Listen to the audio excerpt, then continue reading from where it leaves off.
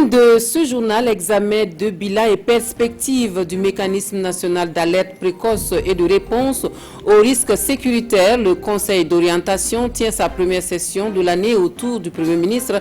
Le point des travaux dans quelques instants. Le prochain sommet mondial sur les systèmes alimentaires décryptés aux hommes de médias. Les explications sur l'intérêt de ce rendez-vous majeur des Nations Unies sont données par 3 membres du gouvernement. Ce matin, le point de presse à suivre dans ce journal.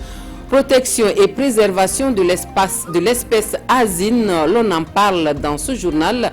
Les experts des questions animales insistent sur les menaces qui planent sur l'âne, dont la peau est de plus en plus prisée sur le marché international.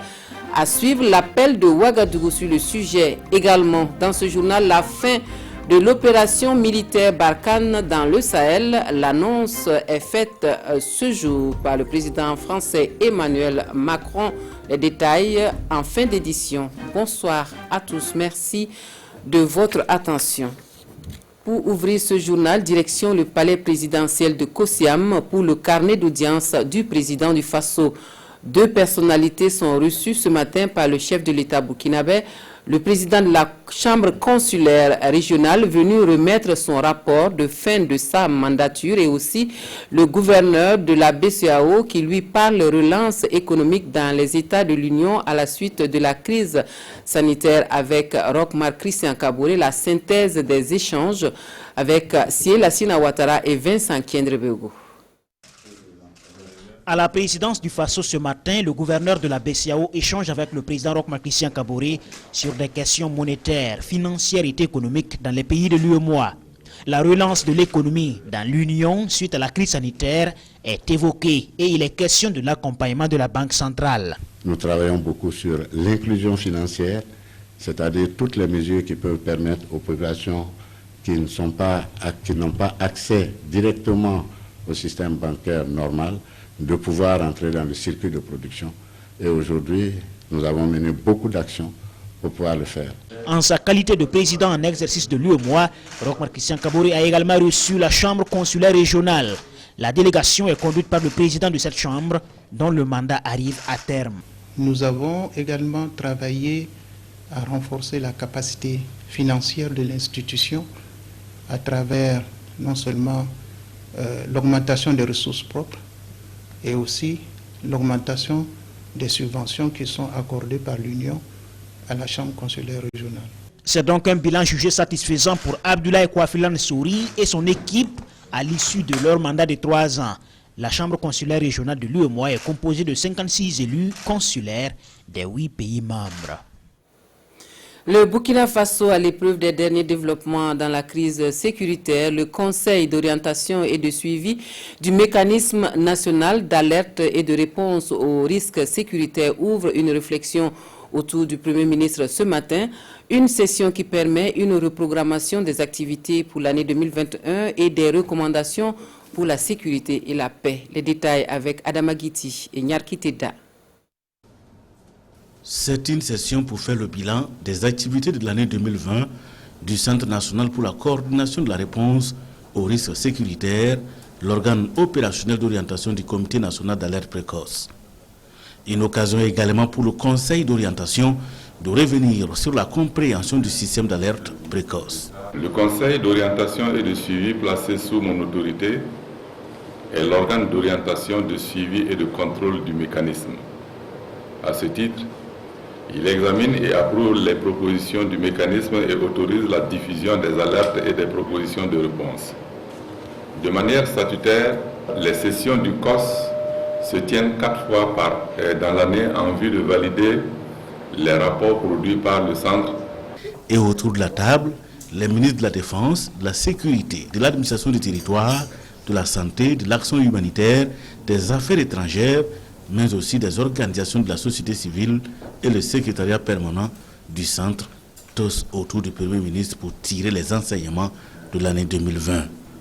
Une année marquée par des actions d'anticipation, de prévention sur la sécurité humaine, mais aussi et surtout une étude réalisée sur l'état des lieux de la sécurité dans la région de l'Est, assortie de recommandations. Les recommandations, c'est d'abord le maillage sécuritaire.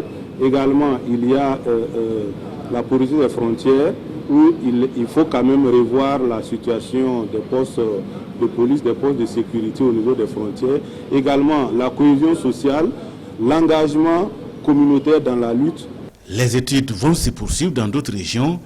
Objectif, produire des outils à même d'orienter les actions pour des réponses adéquates aux risques sécuritaires au regard du risque d'urgence des attaques terroristes dans plusieurs localités du pays.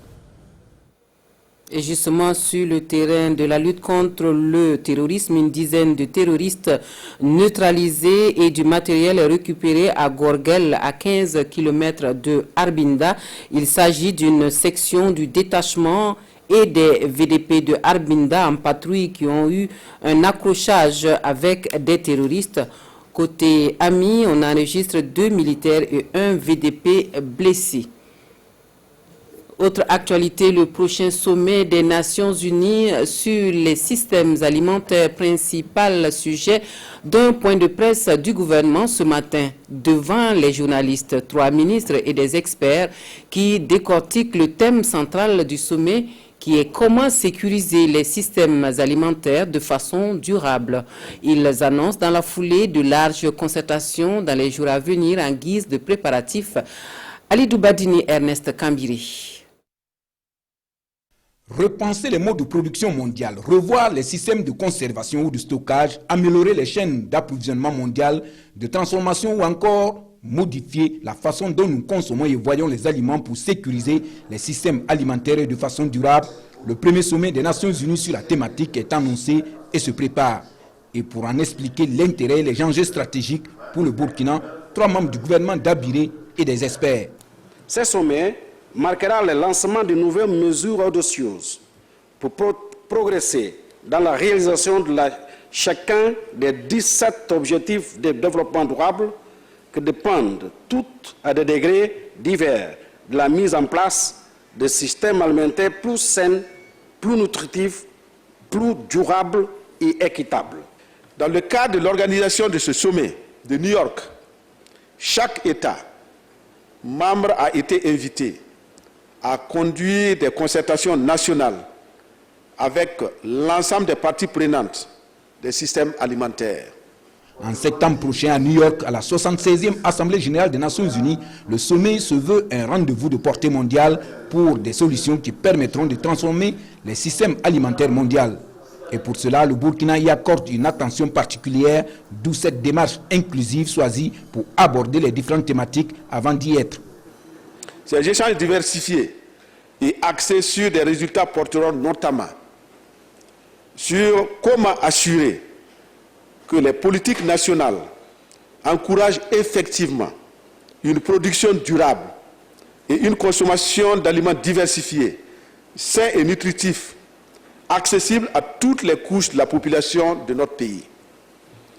Comment les dynamiques de production, de transformation, de fortification, de conservation et stockage et de commercialisation garantissent une qualité nutritionnelle et sanitaire des aliments au profit des populations. Du reste, le sommet en lui-même est annoncé inclusif et connaîtra la participation et l'engagement des gouvernements, des agriculteurs, des scientifiques, de la société civile, des femmes et des jeunes. Processus de réconciliation nationale à présent, Koudougou marque la dernière étape de la série des rencontres régionales. Autorités déconcentrées, décentralisées et points focaux communaux s'imprègnent de la vision de la réconciliation nationale et du pacte du vivre ensemble indiqué dans les missions du ministre en charge de la question. La rencontre vue par Césaire Carfo et Sekou Zongo.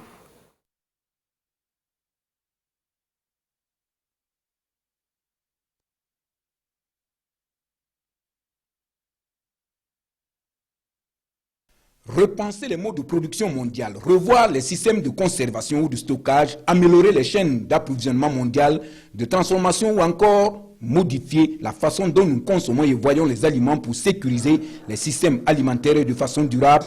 Le premier sommet des Nations Unies sur la thématique. L'initiative pour le renforcement de la résilience au Sahel, RISE 1, a été mise en œuvre de 2013 à 2018 en réponse aux graves sécheresses de 2011-2012. Au bilan, il ressort que le programme a réussi à accroître la résilience des individus et des villages dans les régions du Sahel, de l'Est et du Centre-Nord. Des périmètres ont été aménagés et la culture du riz, un certain nombre donc, de variétés, on a permis donc, aux populations donc, de pouvoir travailler donc, dans ces champs, dans ces sites irrigués et ont pu faire de très bonnes récoltes. RISE 2 s'appuie sur les acquis et les défis du RISE 1 et ses activités visent un plus grand impact sur la sécurité alimentaire et nutritionnelle au niveau des ménages, des communautés et des communes. Nous avons des différents volets, des volets dans la santé, le volet dans l'agriculture, les volets dans le foncier, le volet dans la gouvernance. La phase 2 de l'initiative pour le renforcement de la résilience au Sahel est financée à plus de 102 milliards de francs CFA sur 5 ans par l'Agence des États-Unis pour le développement. Elle couvre les régions de l'Est, du Centre-Nord et du Sahel. Ce programme s'insère dans le programme du chef de l'État et ça va permettre effectivement à ce que ces 3 régions, qui sont des régions fragiles, que nous puissions inverser la tendance afin que nous puissions permettre à ces communautés de vivre décemment. RISE 2 concerne aussi la République du Niger, avec un budget estimé à environ 291 milliards de francs CFA. 100 milliards de francs CFA pour la phase 2 de l'initiative pour le renforcement de la résilience au Sahel. Le programme financé par l'Agence des Nations Unies pour le développement permet aux personnes vulnérables de faire efficacement face aux contraintes sécuritaires et climatiques pour sortir de la pauvreté. La présentation de RISE Acte 2, donc c'était avec Issa Kafando et Sébastien Zongo. Je crois que le reportage sur le processus de la réconciliation nationale à Koudougou est enfin prêt. Nous allons pouvoir le suivre. Ils sont tous là, autorités déconcentrées, décentralisées et points focaux communaux des régions de la boucle du Mouhoun, du Nord et du Centre-Ouest pour s'approprier la vision du président du Faso de la réconciliation nationale et du vivre ensemble. Une vision qui se veut participative et inclusive, et cette rencontre de Koudougou porte la démarche du processus de réconciliation nationale. Nous leur avons demandé d'organiser des concertations communales afin qu'à la base, le peuple burkinabé discute de la réconciliation nationale. Et ça nous permettra d'avoir un peu une photographie de la question de la réconciliation au niveau de chaque commune, avec à la fois les problèmes, les avis donc des populations. Toutes ces précautions visent à rassembler les Burkinabés autour d'un seul objectif, restaurer le tissu social en déliquescence, mais tout cela doit respecter le triptyque vérité, justice et réconciliation. Toute réconciliation commence d'abord par la vérité. Il faut dire ce qu'on a fait. On ne peut pas réconcilier les gens si on ne pose pas sur la table ce qui s'est passé. Aucune question ne donnera lieu à une réconciliation mouta-mouta qui ne dit pas la vérité. Deuxièmement, la question de la justice, au sens le plus large du terme. Toutes les questions qui sont en justice iront au bout de la procédure. Qui que vous soyez, c'est un principe que nous tenons à réaffirmer haut et fort pour dissiper dans l'opinion tous les malentendus qu'on peut entendre en pensant que c'est une histoire d'arrangement. Il est attendu à présent de ses participants l'élaboration de rapports communaux pour servir au cours du Forum national prévu d'ici la fin de l'année. Et les communautés vivant au Burkina Faso qui prennent langue ce matin à Ouagadougou avec le ministre de tutelle, une prise de contact faite d'échanges autour des questions d'intégration dans la sous-région, nous confie Rodrigue Nikiema et Sanoua Christine Koulibaly. L'approche se veut celle de prise de contact et le contenu, celui de l'accélération de l'intégration des peuples. Principale interrogation, comment passer d'une volonté politique au sommet des États à des actions concrètes sur le terrain? Et dans un monde particulièrement en pleine mutation, il n'y a pas de place pour les petites entités. Et vous savez bien, quand nous sommes unis, nous sommes forts. Et c'est cette union que le président du Faso appelle de tous les vœux. Et il était tout à fait normal que, au-delà des mots, au-delà du discours, que nous puissions, dans la pratique, être les acteurs de la promotion de l'intégration africaine. Et en la matière, les quelques 14 communautés constituées et reconnues sont unanimes. Le Burkina Faso est un exemple. Et d'ailleurs, nos communautés étaient appelées colonies ou ressortissants mais nous sommes devenus communautés. De la même façon qu'il y a la communauté Moussi, la communauté d'Agari et ainsi de suite. Donc nous sommes dans l'intégration et nous travaillons pour cette intégration et donc nous accompagnons le ministère nous accompagne. Au cours de cette rencontre, annonce a été faite de la reprise de service de la caravane et du forum de l'intégration pour cette année 2021. 2 activités mises en veilleuse en 2020 du fait de la pandémie du Covid-19. Et la CEDEAO en quête de meilleures formules de mise en œuvre du partenariat régional sur l'eau et l'environnement, les experts en eau et assainissement revisitent le projet à Ouagadougou en vue de proposer de meilleures stratégies. Le point avec Paul-David Bambara et Pascal Kané. Ils ont une journée pour faire le point des activités du partenariat régional sur l'eau et l'environnement en Afrique centrale et occidentale. Un projet de gestion transfrontalière des ressources naturelles qui ambitionne aussi d'aider les populations de l'Afrique centrale et occidentale à être plus résilientes face au changement climatique et à la dégradation de l'environnement. C'est un projet qui a pour objectif de renforcer la résilience des écosystèmes naturels et des communautés locales au niveau justement de la zone Afrique de l'Ouest et Afrique centrale, surtout dans les bassins fluviaux et lacustres. Et cette deuxième session du COPIL vise justement à valider le rapport technique de l'année 2000 et également le programme d'activité de 2021. En 2020, le projet a jeté les bases de cette résilience en mettant un accent particulier sur les genres. Ces experts, venus de la CEDEAO et de l'Afrique centrale, vont également faire des propositions pour une meilleure mise en œuvre du projet en partenariat avec la coopération suédoise. Forum Génération Égalité, la déclaration de Ouagadougou en pleine élaboration, l'initiative Panentougouri pour le bien-être de la femme, l'ONG Voix de Femmes et leurs partenaires sont en conclave à Ouagadougou. La déclaration sera soumise au gouvernement pour la participation du Burkina Faso à ce forum à Paris. La rencontre est présidée par l'épouse du président du Faso, Roger Kam, et Messolan Digma pour les détails. Cette rencontre vise à finaliser et à adopter la déclaration des OSC en matière de droits de santé sexuelle et reproductive des filles et des femmes. Une déclaration qui sera remise au ministère de la Santé en vue de la prise en compte des priorités en la matière lors du Forum Génération Égalité qui se tiendra à Paris. C'est mettre en commun toutes les recommandations des différentes rencontres, tous les besoins exprimés. Et je parle de besoins exprimés, les besoins non satisfaits des jeunes filles et des jeunes femmes en santé sexuelle et reproductive dans notre pays, pour formuler une déclaration qui prend en compte tous ces aspects, pour adresser notre déclaration au gouvernement du Burkina Faso, pour que ces besoins soient pris en compte dans la déclaration même du Burkina. Cela est d'autant plus important que au niveau de Paris, le Burkina Faso est le seul pays francophone leader d'une coalition d'action. Ça veut dire que le Burkina va parler non seulement pour les femmes et les filles du Burkina, mais également pour toutes les filles et les femmes de la sphère francophone d'Afrique noire. Cet atelier s'inscrit dans le cadre de la mise en œuvre du projet de mobilisation des organisations de promotion et de défense des droits des filles et des femmes autour des enjeux de plaidoyer du Forum Génération Égalité. Le but étant d'interpeller les acteurs et décideurs étatiques et politiques sur la question pour l'atteinte de l'égalité entre hommes et femmes d'ici à 2030.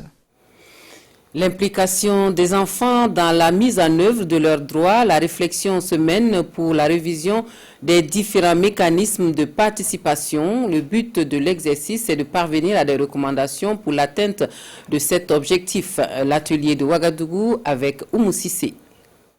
Droits de l'enfant, le Burkina Faso s'engage à faire de la protection de l'enfant une priorité. Cette protection passe par la non-discrimination, l'intérêt supérieur et le respect de l'opinion de l'enfant.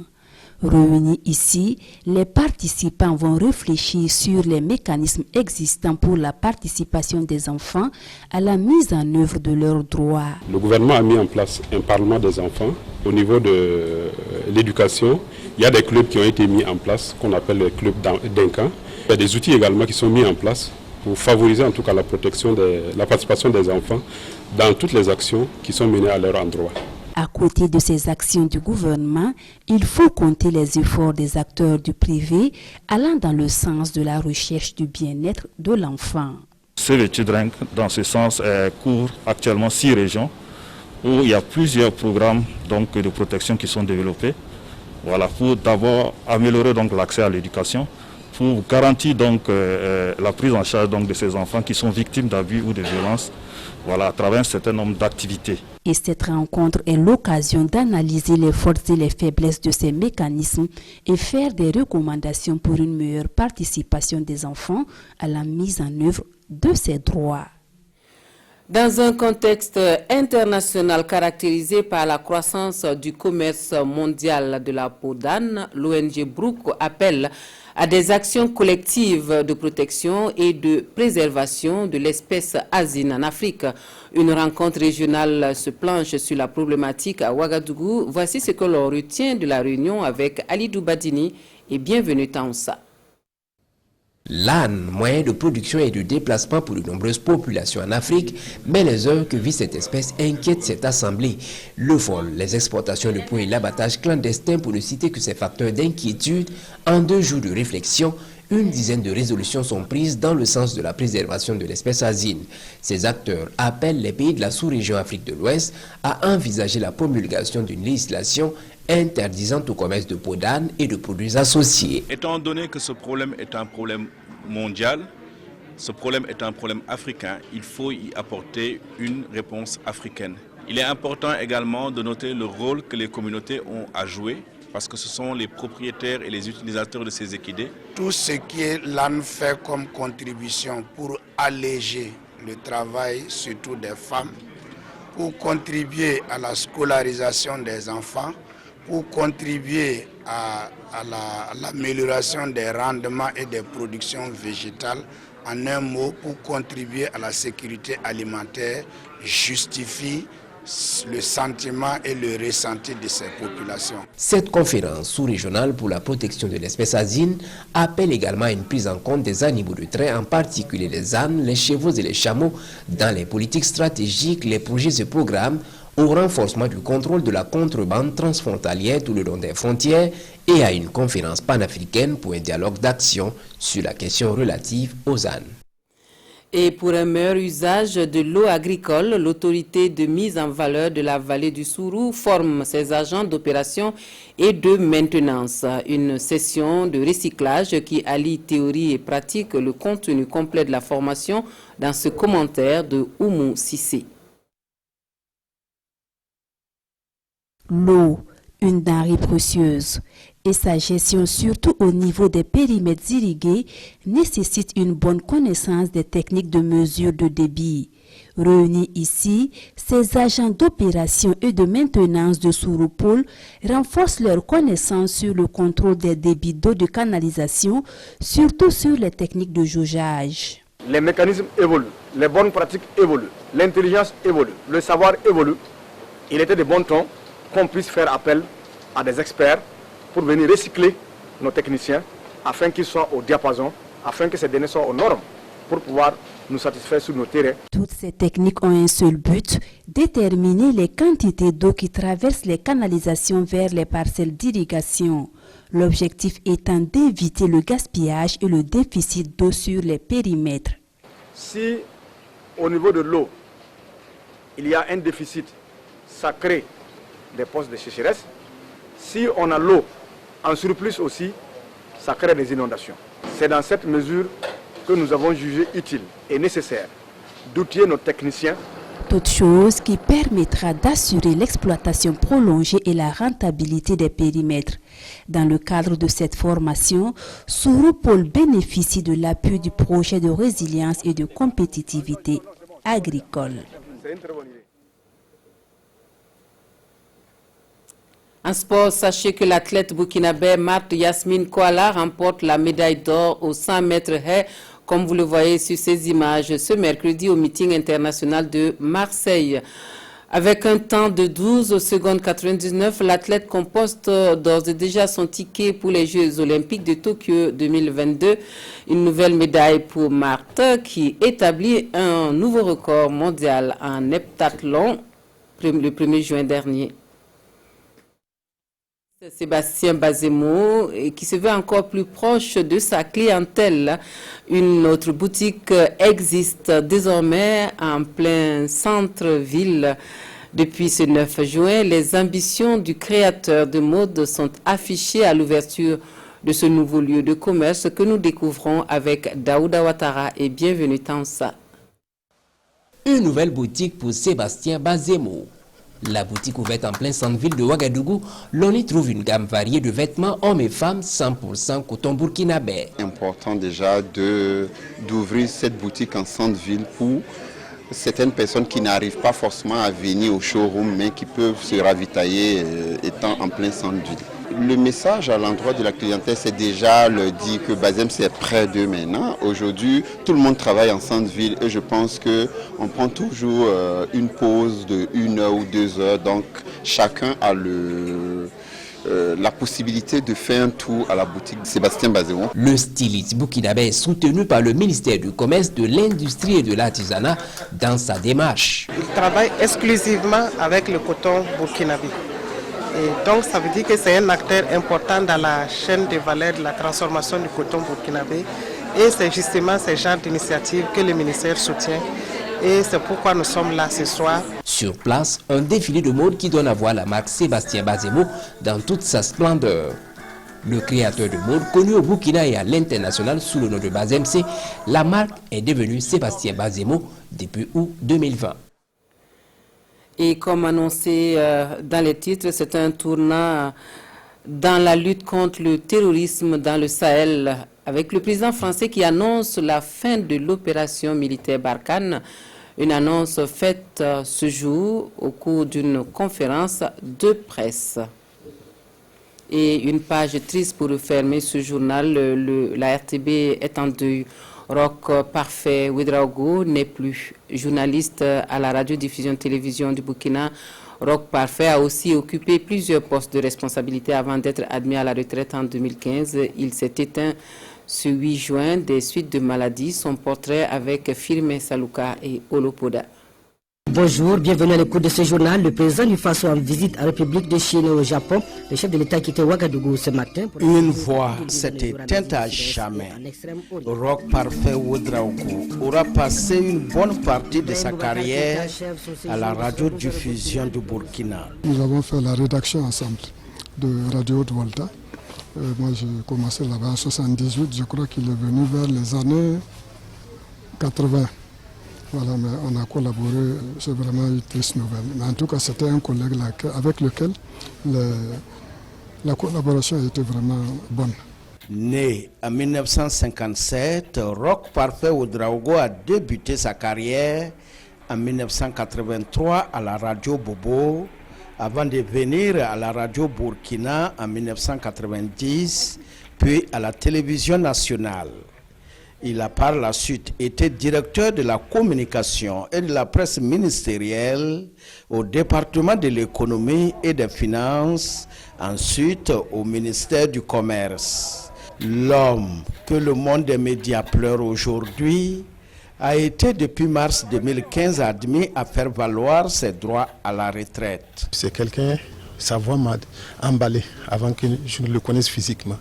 Et c'est sous la Révolution, je crois qu'il a été muté à Ouaga et moi je venais juste de commencer à la radiodiffusion. C'est là que je l'ai connu, on a côtoyé, on était des vrais amis, on faisait les journaux ensemble, on faisait les reportages et le 15 octobre 1987, nous sommes arrivés ensemble à la radio au moment où le coup d'État se déroulait au Conseil de l'Entente et qui a tué Thomas Sankara. Donc c'est quelqu'un, moi j'ai vécu avec lui et je trouve que c'était quelqu'un de très sympathique. Il était sympathique en dehors du travail et même au travail il était très sérieux. C'est quelqu'un qui ne voulait pas qu'on fasse un travail bâclé pour lui. Présentateur, il était très bien. Reporter, il était méticulé. Il animait plein d'émissions et c'est quelqu'un qui a en tout cas marqué ma vie, moi, de journaliste. Parfait, comme je le disais, c'est le parfait. Parce que les mots manquent aujourd'hui pour qualifier. C'est vrai, souvent on dit quand quelqu'un parle, tout le monde le qualifie, mais parfait, c'était le parfait. Roch Parfait Ouedraogo repose désormais au cimetière de Gounguin. Il laisse derrière lui une veuve, 3 enfants, des collègues, amis et connaissances inconsolables. Vous avez rendez-vous à partir de 21h avec votre émission interactive Controverse. Simon Gongo est sur place de l'autre côté au studio production. Bonsoir Simon. Marguerite Dogno, bonsoir à tous. Alors Simon, de quoi va-t-on parler ce soir? Marguerite Dogno, on va juste se poser une question que vous et moi nous nous posons, les téléspectateurs aussi. Faut-il négocier avec les terroristes? Si oui, s'il faut négocier, donc avec qui et qui doit être à l'initiative? Ce sont là les interrogations que nous aurons ce soir avec des invités de taille. Majorité, opposition seront sur notre plateau. Avec nous aussi un spécialiste des questions sécuritaires et aussi un chef coutumier du Sahel qui vit directement la situation. C'est donc l'émir du Liptako, Marguerite Dogno. Controverse tout à l'heure à partir de 21h. À tout à l'heure, donc, à partir de 21h avec Simon Gongo et ses invités pour Controverse qui aujourd'hui va essayer de répondre à une question. Faut-il négocier avec les terroristes? Fin de ce journal, merci de nous avoir suivis. Amandine Lalsaga vous retrouve à 23h pour la dernière version de l'actualité. Excellente soirée à tous.